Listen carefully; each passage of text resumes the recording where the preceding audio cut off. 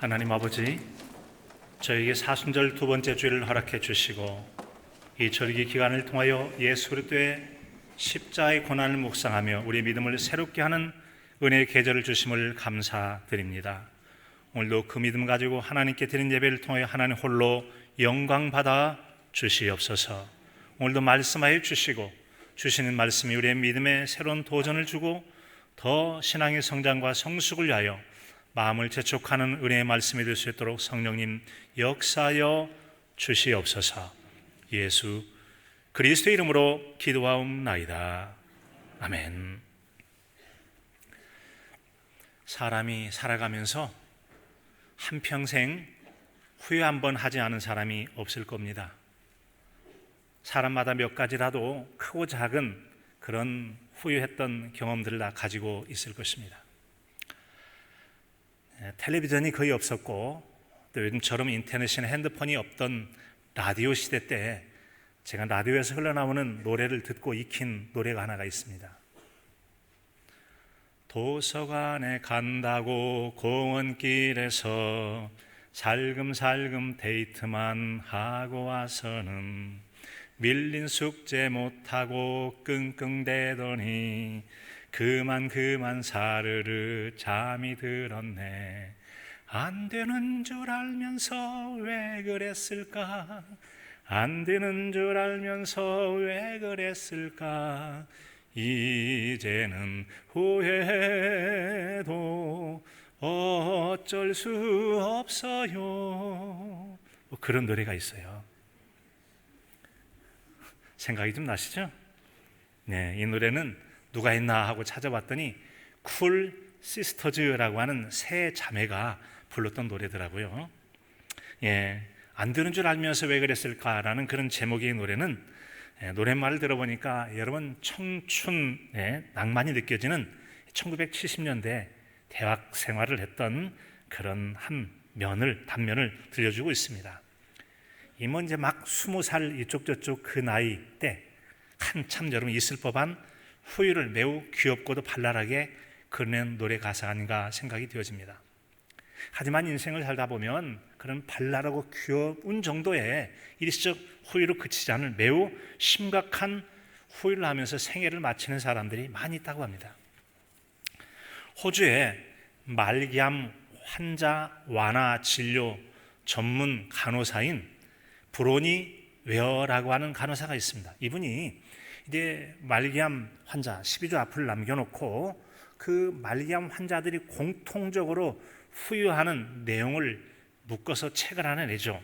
바로 내가 원하는 삶을 살았더라면 이라는 거예요. 살지 못했다는 거죠. 그래서 그런 살지 못한 5가지 후유를 정리해서 이렇게 들려주고 있어요. 첫 번째는 왜 행복하려고 하지 않았는가라고 하는 것입니다.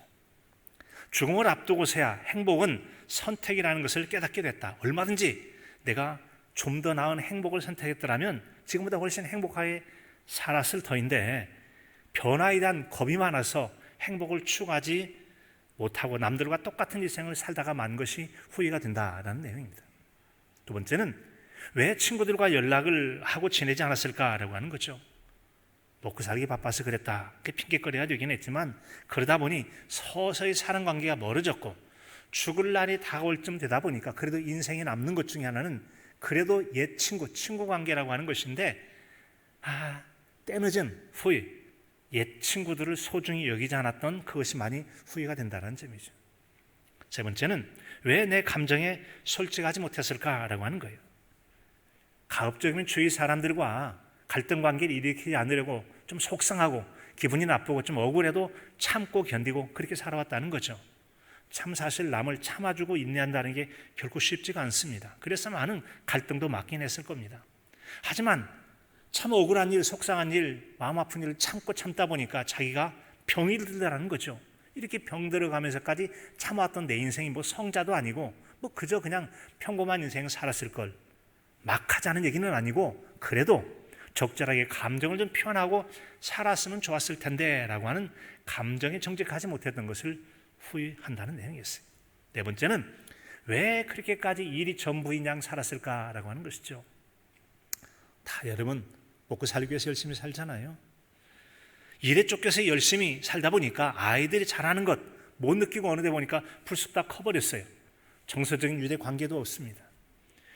열심히 일하느라고 일하는 기계처럼 다람쥐 쳇바퀴 돌려 열심히 일하다 보니까 어느덧 세월 속에 부부관계도 많이 멀어져 있고, 그러다 보니까 이게 뭐야? 결국 먹고 살만한 삶의 자리가 서 있다 할지라도 가족관계, 부부관계가 영 좋지가 않은 거죠. 그래서 뼈저리게 후회하는 것 중에 하나가 왜 일밖에 모르고 가족관계를 소홀히 여겼던가를 후회했다는 겁니다.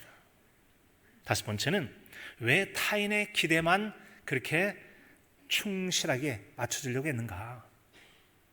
부모의 기대, 회사에서 어이 하고 이 직장 상사에 대한 기대, 이런 주변 사람들의 관계나 기대 신경 쓰느라고 내가 좀 해보고 싶었던 꿈과 소망들을 날 절제하고 무시하다 보니까 하고 싶은 일 하지 못하고 그때 했더라면 좋았을 걸이라고 하는 자신의 잘못된 선택에 대한 떼어준 후회, 이것이 바로 임종을 앞둔 말기암 환자가 하는 5가지의 후회라고 하는 것이죠.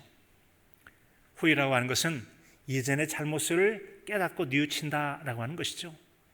이전의 잘못을 깨닫고 뉘우친 다음에 돌이킬 수만 있다면 좋겠습니다만 그러지 못할 때는 후회밖에 남는 게 없다라는 거 아니겠습니까? 정말 안타까운 일이죠. 여러분에게는 어떤 일이 자신의 과거에 이런 일이 없었더라면, 하지 않았더라면 좋을 뻔했던 그런 후회만 일들이 있으십니까?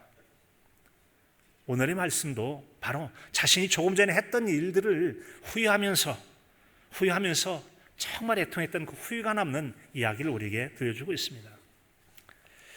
예수님의 제자 베드로는 오늘 말씀 75절에 보면 심히 통곡했다.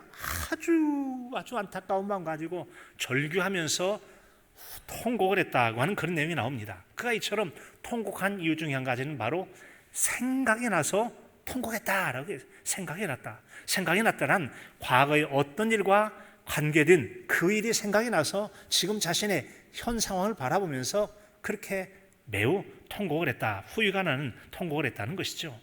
그렇다면 베드로가 그런 후회에 따른 통곡을 하기 이전에 그에게 어떤 일이 있었습니까?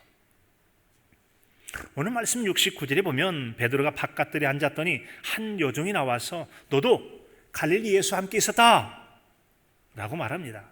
그러자 그 베드로가 모든 사람 앞에서 부인하여 이르되 나는 내가 무슨 말하는지 모르겠노라, 알지 못하겠다고 대답합니다.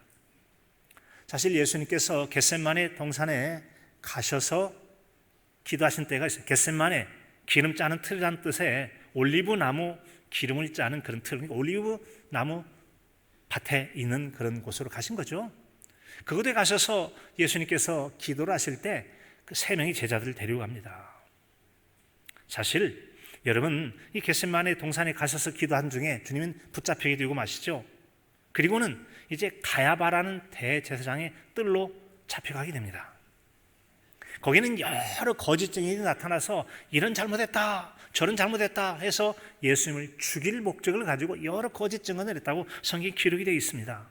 하지만 그들에게서 결정적 증거를 찾지 못했어요.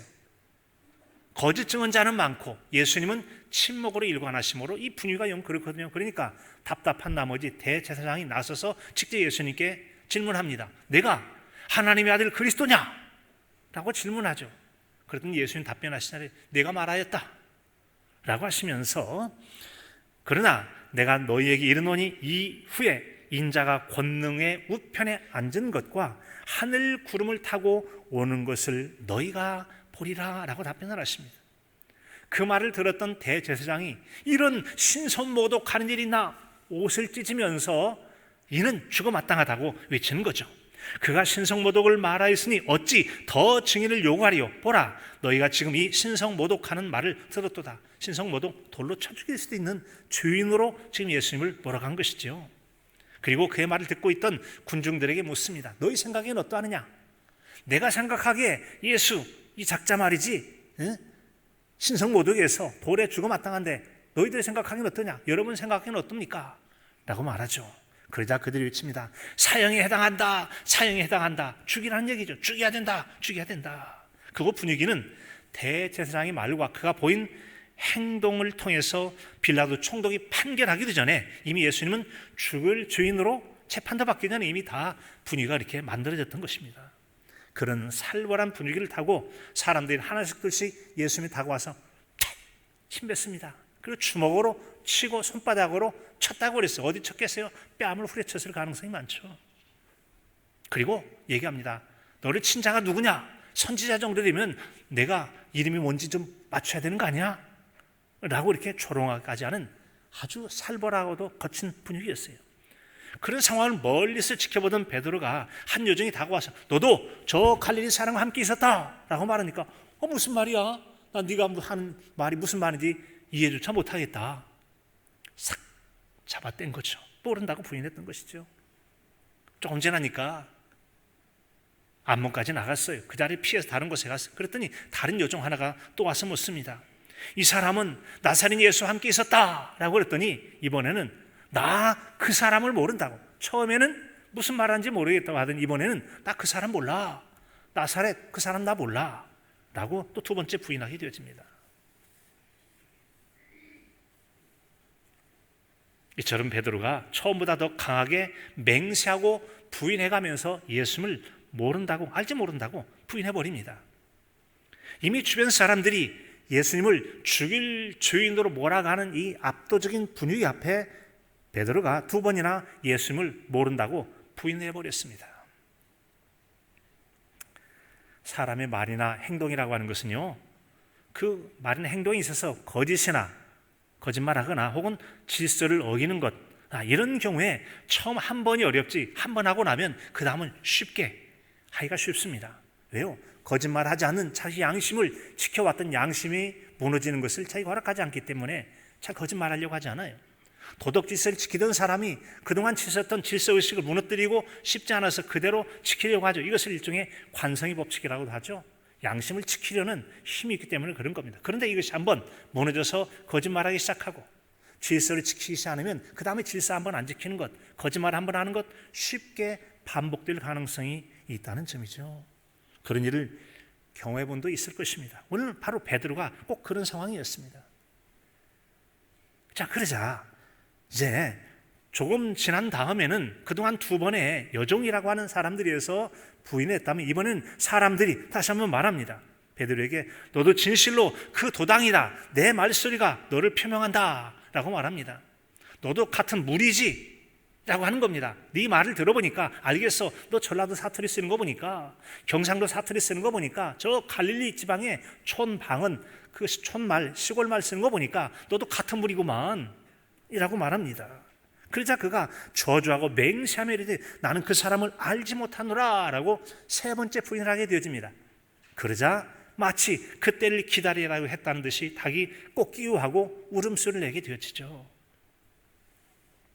결국 예수님을 모른다고 한 번 부인했던 그가 어느덧 세 번이나 예수님을 모른다고 부인하게 되었어요. 그것도 시간이 지날수록 더욱더 강도를 세게 가면서 예수님을 부인하게 되어지죠.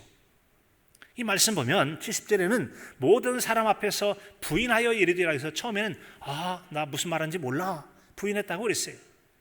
두 번째 72절에 보면 맹세하고 부인하여 이르되 나 그 사람을 알지 못한다고 맹세까지 해가면서 부인했다고 말합니다.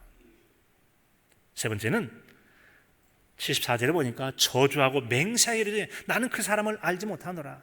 맹세하는 것도 모자라서 저주하고 맹세하여 내가 그러면 하늘에 벼락을 맞지, 천벌을 받지, 손가락에 장을 치지, 성을 갈아버리지, 온갖 그가 표현할 수 있는 가장 자기 나름대로 강렬한 자신의 진심을 담아서 말하듯이 거짓된 맹세까지 가면서 모른다고 부인해버렸다는 것이죠. 베드로가 이렇게 예수님 모른다고 세 번이나 부인해온 그 말들이 그에게 더욱 닭소리를 들었을 때 통곡하게 하는 상황이 되어진 거죠.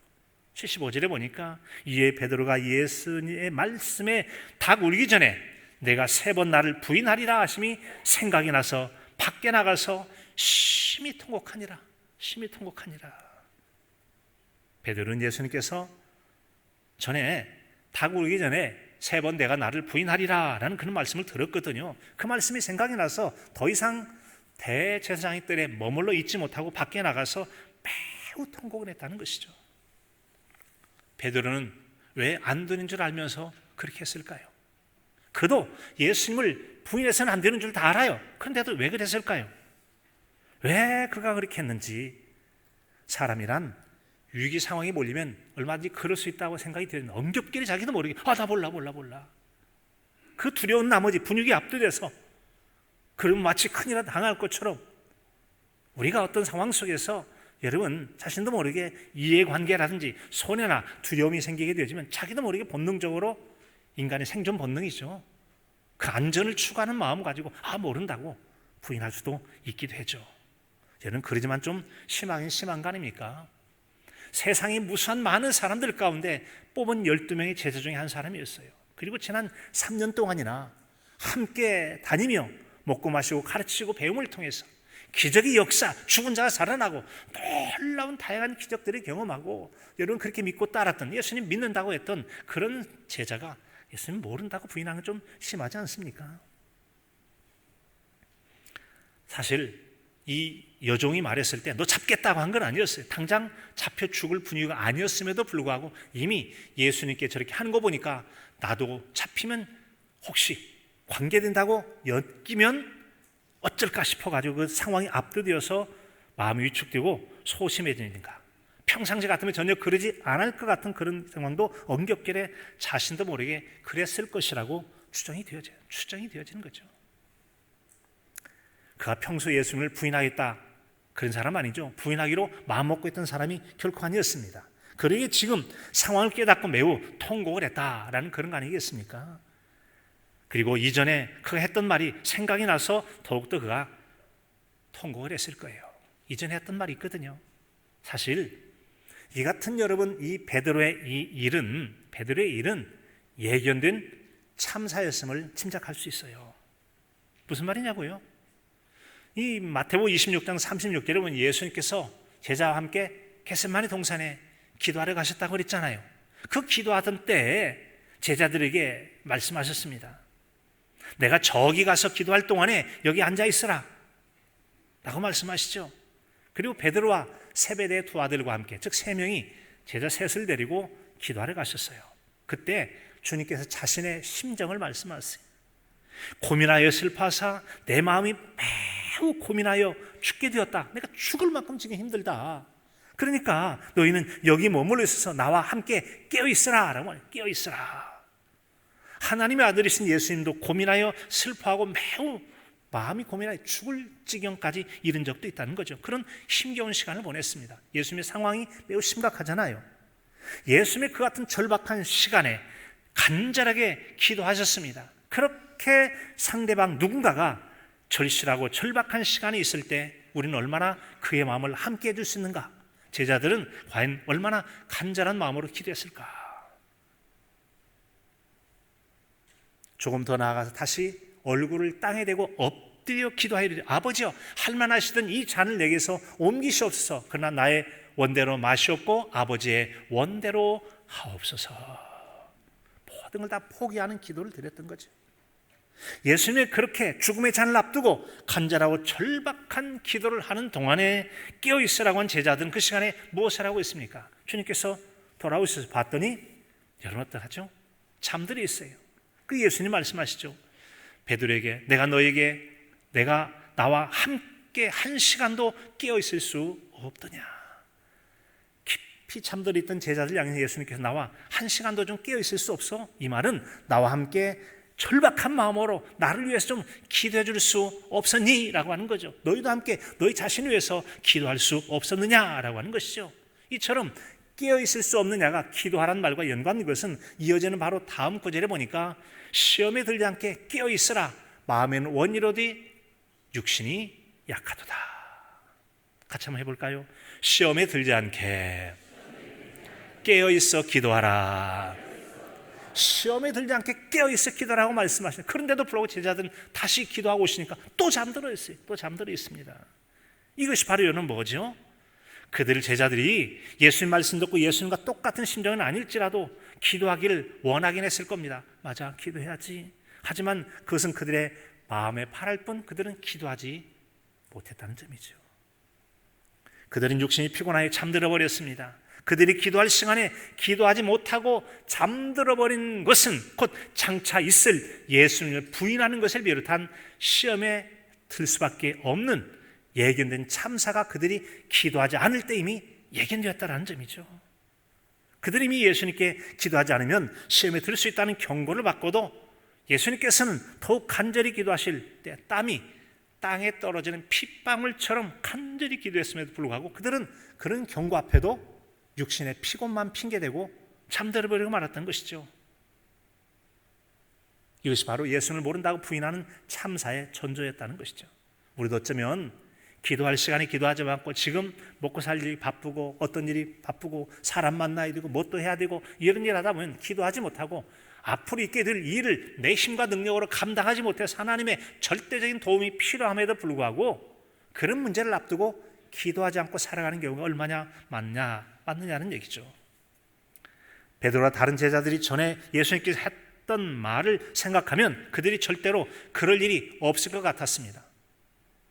예수님은 장차 이런 일이 일어날 것을 구약의 말씀을 인용해서 말씀하신 적이 있잖아요. 마태복음 26장 31절에 보면 그때 예수께서 제자들에게 이르시되 오늘 밤에 너희가 다 나를 버리라. 기록된 바 내가 목자를 치리니 양떼가 흩어지리라. 스가랴서 13장 7절의 말씀 인용해서 말씀하십니다. 그러자 베드로가 자신만만하게 힘있게 얘기를 하잖아요. 마태복음 26장 33절은 베드로가 대답하여 이르되 모두 주를 버릴지라도 나는 결코 버리지 않겠나이다. 여기 있는 11제자가 다 버릴지라도 저는 절대로 안 그래요. 저는 절대로 안 그래요. 다른 제자들도 같이 대답하죠. 마가복음 14장 31절에 보니까 베드로가 힘있게 말하되 내가 주와 함께 죽을지언정 주를 부인하지 않겠나이다. 죽었으면 죽었지 절대로 예수님 부인하고 도망치는 그런 비겁한 일 안 하지요. 안 합니다 라고 얘기했어요. 그랬더니 모든 제자도 이와 같이 말하니라 라고 했어요. 베드로뿐만 아니라 다른 제자도 모두가 다 힘있게 말하고 당당하게 말했습니다. 하지만 막상 그들이 위기가 닥치자 하나같이 다 예수님 놓고서 나 몰라라, 다리야 나를 살려라, 다 도망쳐버리고 맙니다. 그리고 예수님을 모른다고 부인해 버리고 맙니다. 그들 일생 중에 결코 그런 일이 없었으면 하고 생각할 후회가 될 일 아니겠습니까? 안 되는 줄 알면서 왜 그랬을까? 참으로 후회 막급한 일이죠. 이미 잘못된 일인 것 뉘우치긴 하지만 돌이킬 수 없을 때, 어찌할 수 없을 때 그들을 가리켜서 후회 막급하다고 얘기합니다. 여러분, 이런 후회 막급한 일이 그래도 우리가 아직 돌이켜 회개하고 고침받을 때라면 다행이겠지만 만약 우리가 주님 재림하시기 직전에 이렇게 후회 막급한 일이 생긴다면 우리가 어찌하겠습니까? 우리가 베드로처럼 자신만만하게 장담해도 책임질 수 없는 우리는 연약한 존재입니다. 어쩌면 이 베드로라는 사람, 이가 예수님을 이전에 부인할 거라고 전혀 생각하지 않았거든요. 절대로 부인 안 한다고 그랬어요. 저도 지금 마찬가지. 절대로 제가 주님 부인하지 않을 겁니다. 그런데 막상 제가 베드로의 위치에 선다면 과연 저도 장담할 수 있을까요? 여러분은 어떻습니까? 아마 이곳에 계신 분 어떤 분도 예수님 부인하고 모른다고, 나 그건 모른다고 할 분, 그러고 싶은 분 한 분도 안 계실 거예요. 그런데 막상 위기에 닥친다면 여러분이 몇이나 끝까지 부인하지 않고 붙잡힐지언정, 잡혀 죽을지언정 예수님 부인하지 않고 믿음을 지킬 만한 믿음을 가지고 계십니까? 이처럼 우리는 장담하고 다짐하고 나름대로 믿음이 있다 해도 얼마든지 위기의 상황이 되면 그럴 수 있는 연약한 존재라는 거죠. 그래서 우리가 연약하기 때문에 하나님 도와달라고, 성령 힘 주시라고, 지혜 주시라고, 능력 주시라고 우리가 기도해야 되는 거 아니겠습니까? 예수님같이 든든한 배경을 가진 분, 하나님을 아버지라 부르는 든든한 배경을 가진 분도 3번씩이나 기도하고 땀이 땅에 떨어지는 피방울 되듯이 그렇게 간절하게 진액을 쏟아가면서 기도하는데 우리가 어떤 배경을 가질게 예수님만큼이라도 기도하지 않고 쉽게 살아가며 세상을 이길 수 있을 것을 장담할 수 있겠습니까? 어쩌면 때가 지난 다음에 그때 기도 좀 할 걸, 기도하지 않은 게 우리의 가장 큰 후회로 남을 일이 아닐까요? 오늘 말씀을 통해서 우리 마음에 되새겨볼 교훈이 있습니다. 저는 바로 나는 어떤 경우에 예수님을 모른다고 부인했거나 부인할 가능성이 있는가라고 하는 것이죠. 사람마다 각각 자신의 신앙의 취약점이 있습니다. 나는 참 믿음을 잘 지키는데 이 점에 있어서는 좀 믿음이 약해가지고 또 넘어지고 예수님 모른다고 부인할 가능성이 많은 여러분의 취약점 무엇입니까? 그런 취약점에 넘어지지 않도록 미리미리 기도하실 수 있기를 바랍니다. 하나님이 도와달라고. 나는 정말 연약해요. 믿은 대로 살려고 하지만 제가 이 점에 자꾸 넘어지니까 너무 부족하고 약하니까 좀 도와달라고 기도해야 된다는 점이죠. 두 번째는 자신의 인생에서 나의 죄를 깨닫게 하는 닭소리가 무엇이냐라고 하는 것이죠. 만약에 이 베드로에게 닭소리가 울리지 않았더라면, 예수님 말씀이 생각이 나지 않았더라면 계속 모른다 5번 물으면 5번이라도 계속 부인했을지도 모를 거예요. 그런데 닭소리가 들려지는 그 순간에 아차, 예수님께서 닭 울기 전에 내가 부인한다고 하더니 아이고 생각하고 그때서 때늦은 후회를 하면서 땅을 치듯 심히 통곡을 한 거 여러분 아니겠습니까? 그런 의미에서 이 닭소리라고 하는 것은 때때로는 우리에게 여러분 어떻습니까? 비극을 알리는 신호이기도 하지만 동시에 우리를 돌이켜 회개하고 회복됨을 위해서 들려주는 희망의 소리일 수도 있다라고 하는 것이죠. 이런 깨달음은 성령님의 도우시는 역사인 줄로 믿습니다. 요한복음 14장 26절에 보면 보혜사 곧 아버지께서 내 이름으로 보내실 성령 그가 너에게 모든 것을 가르치고 내가 너에게 말한 모든 것을 생각나게 하리라. 성령님께서 생각나게, 예수님 말씀을 생각나게, 닭소리가 나기 전에 너 나 부인할 거야 생각나서 그때서야 예수님 말씀이 깨달아져서 회개한 거 아니겠습니까? 신앙 안에서 안 되는 줄 알면서 왜 그랬을까?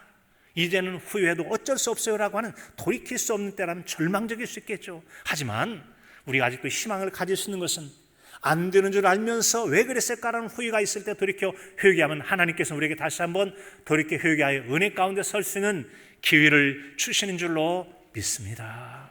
그래서 우리 예수님 믿는 신앙 안의 삶이라는 게 위로가 되고 소망이 되고 다시 한번 기회가 된다는 게 얼마나 기쁘고도 감사한 일이냐라고 하는 것이죠.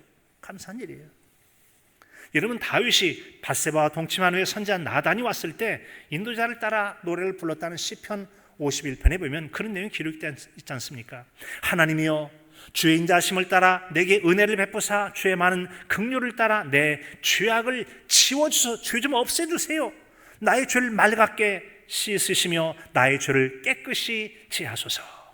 우슬초로 나를 정결하게 하소서. 내가 정하리이다. 나의 죄를 씻어주소서. 내가 눈보다 희리이다. 그리고 그런 얘기합니다. 하나님이여 내 속에 정한 마음을 창조하시고 내 안에 정직한 영을 새롭게 하소서. 나를 주 앞에서 쫓아내지 마시며 주의 성령을 내게 거두지 마소서. 나를 멀리하지 마시고 성령이 거두면 빈 껍질밖에 남지 않아요. 성령이 거두지 말아주세요. 그리고 구원의 즐거움을 내게 회복시켜 주시고 자원하는 심령을 주사 나를 붙드소서. 나를 붙드소서. 다윗은 하나님께서 참으로 기뻐하시는 왕이었고 귀하게 여기는 왕이었잖아요. 그를 통해 얼마나 많은 일을 하십니까? 그 내용을 사도행전 13장 22절에 보면 내가 이세 아들 다윗을 만나니 내 마음에 맞는 사람이라 내 뜻을 다 이루리라. 얼마나 마음이 기뻤던지 참 내 마음에 맞는다. 그렇게 하나님께 마음에 꼭 맞던 사람도 안 되는 줄 알면서 못된 짓을 한 거지 않습니까? 후회가 남아. 그런 그를 하나님께 다시 회복을 원하고 간절히 기도했다고 성경 기록되어 있습니다. 그가 얼마나 눈물을 하고 기도했는지 눈물이 침상을 띄었다고 그랬어요. 눈물 좀 흘리면 요대기 좀 적시겠죠. 그런데 얼마나 그가 절박하게 간절하게 회개 기도를 했는지 눈물에 침상이 둥둥 뜰 정도로 기도했다 않고 절박하고 철저하게 회개함을 통해서 다시 하나님께 용서받고 회복의 은혜를 여러분 입지 않습니까? 그가 안 되는 줄 알면서 왜 그랬을까? 그런 상황이 되었을 때 중요한 것은 우리가 잘못해서 돌이킬 줄 알고 돌이켜 새로운 삶을 살 수 있다는 것이 아니겠습니까? 시편 51편 17절에 하나님께서 구하시는 제사는 상한 심령이라 하나님이여 상하고 통회하는 마음을 주께서 멸시하지 아니하시리라. 우리도 여러분 회개가 잘못된 것들을 회개할 때 주님은 용서해 주실 줄로 믿습니다. 회복의 은혜를 입게 될 줄로 믿습니다. 이게 믿음 안에 희망이고 소망 아니겠습니까? 즉 하나님은 상한 심령으로 애통하는 마음으로 회개하는 그런 예배를 기뻐 받으신다는 거죠. 우리도 얼마든지 그럴 수 있잖아요. 한 번 실수 병가지 상사라고 그랬어요. 전쟁하다 보면 이기도 하고 지기도 하고 그런 일이 있을 수 있잖아요. 일상적으로 우리가 반복할 수 있는 일이라고 하는 것을 가볍게 표현할 때 한 번 실수 병가지 상사라고 얘기합니다. 하지만 여러분 그런 후임 막급한 일이 있던 다음에는 세상 말로 개과천선이 좀 있어야 되는 거 아니에요? 지난날의 잘못을 뉘우치고 고쳐 착하게 사는 것을 개과천선이라고 해요. 신앙인 같다면 과거의 잘못된 일을 돌이킨 다음에는 철저하게 믿음의 삶으로 살겠다고 하는 다짐이 있고 새 삶을 살아야 되는 거 아니겠습니까? 우리 실수를 많이 할 수 있게 하시는 하나님의 크신 은혜가 예수님 안에서 우리에게 주어집니다. 다윗에게 그랬던 것처럼 베드로에게도 주어진 내용들, 용서를 통해 다시 사역을 할 수 있도록 회복시킨 내용이 우리가 잘 알고 있는 요한복음 21장의 내용이잖아요. 예수님께서 베드로에게 물으십니다. 요한 아들 시몬아, 내가 이 사람들보다 나를 더 사랑하느냐? 주님, 그렇습니다. 내가 주님 사랑하는 줄 주님께서 아십니다. 내 어린 양을 먹이라. 다시 한번 너 믿음이 약한 성도들을 잘 돌보기를 맡길 테니까 성도 돌보는 책임을 잘 감당하라고 사도의 사명을 회복시켜 주신 거잖아요. 다시 또 묻습니다. 내가 나를 사랑하느냐? 내가 주님을 사랑하는 줄 주께서 아십니다. 내 양을 치라. 세 번째 물었을 때 마음이 몹시 괴로웠습니다. 점점 기어 들어가는 목소리로 근심하여 이르되 주님, 모든 것을 아시오니 내가 주님을 사랑하는 줄 주님께서 아시나이다. 주님 다시 말씀하십니다. 내 양을 먹이라. 주님께서는 승천하신 후에 남게 될 어린 양 같은 믿음이 약한 성도들을 돌보라고 그의 사명을 회복시켜 주신 겁니다. 과거에 후회된 일이 있을지라 다시 회복시키는 은혜가 저와 여러분의 삶에 임하시기를 축복합니다. 카일 아이들먼의 팬인가 제자인가라는 책이 있습니다. 예수님을 팬으로 따른 사람, 예수님을 열심히 예배하기도 합니다. 찬양도 합니다. 기도도 합니다. 하지만 팬은 거기가 끝이라는 거죠. 제자가 된다는 것은 주님 때문에 고난도 핍박도 희생도 헌신도 감당할 수 있는 사람이 진정한 제자이고, 팬은 기뻐 즐거워하며 내 즐거움으로 만족하고 두려움이 생기거나 위험이 생기면 도망쳐버리는 것을 팬이라고 말합니다. 누구나 다 최소한의 팬의 신앙은 여기 가지고 이곳에 계실 것입니다. 사랑하는 성도 여러분, 우리가 지난 날을 돌이킬 수 없고 실수를 돌이킬 수는 없어도 주님 안에서 잘못을 용서받고 회복하는 은혜를 받은 성도인이 얼마나 위로가 됩니까? 바라기는 지난 세월 동안에 안 되는 줄 알면서 행했던 후임합급한 일을 돌이킨 후에는 회개하고 다시 한번 주님께로부터 팬이 아닌 제자된 성도로서 귀하게 쓰임받기를 위해서 이 사순절 기간에 자신의 신앙의 영적 발돋움을 아름답게 해가는 복된 저와 여러분의 신앙이 삶이 될 수 있기를 간절함으로 축복합니다. 하나님 아버지, 베드로가 예수를 모른다고 부인한 후에 닭이 울 때 통곡한 것을 교훈 삼아서 자신의 신앙을 돌아보고 다시 한번 신앙의 발돋움을 통하여 주님께 존귀한 자로 세움받는 우리 모두 될 수 있도록 은혜 베풀어 주시옵소서. 예수 그리스도 이름으로 기도하옵나이다. 아멘.